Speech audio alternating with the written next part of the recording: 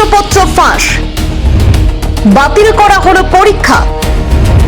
NEET প্রশ্নপত্র ফাঁসের পরে বা টেট পরীক্ষায় প্রশ্নপত্র ফাঁসের ঘটনা। প্রশ্নপত্র ফাঁসের অভিযোগে টেট পরীক্ষা বাতিল মহারাষ্ট্রে।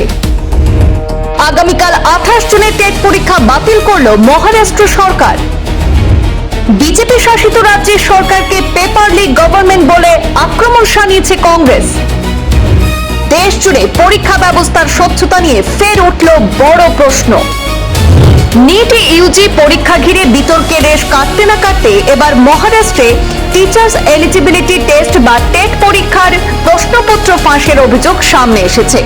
আর সেই অভিযোগের জেরে শেষ মুহূর্তে বাতিল করে দেওয়া হয়েছে রবিবারের নির্ধারিত টেট পরীক্ষা।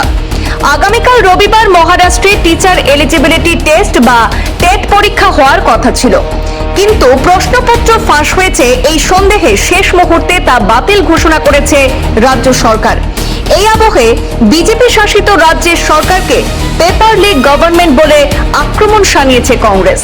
সরকারি সূত্রের দাবি, থানে জেলার ভিওয়ান্ডি এলাকায় তল্লাশি চালিয়ে বেশ কয়েকজনের কাছ থেকে কিছু প্রশ্নপত্র উদ্ধার হয়েছে, যা নির্ধারিত পরীক্ষার প্রশ্নপত্রের সঙ্গে মিল রয়েছে বলে প্রাথমিক তদন্তে জানা গেছে।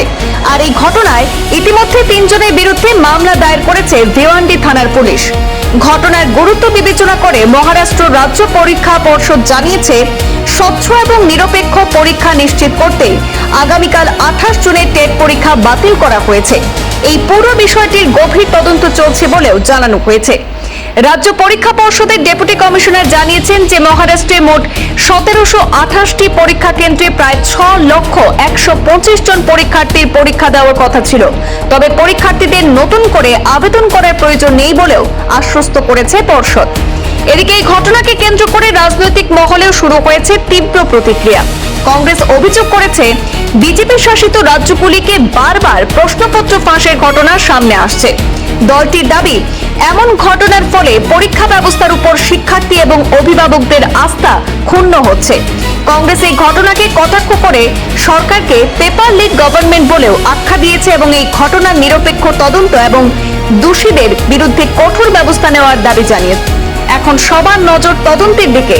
প্রশ্নপত্র ফাঁসের অভিযোগ কতটা সত্য, কারা এর সঙ্গে জড়িত এবং কবে নতুন পরীক্ষার দিন ঘোষণা করা হবে, সেই উত্তরই খুঁজছেন লক্ষাধিক পরীক্ষার্থী।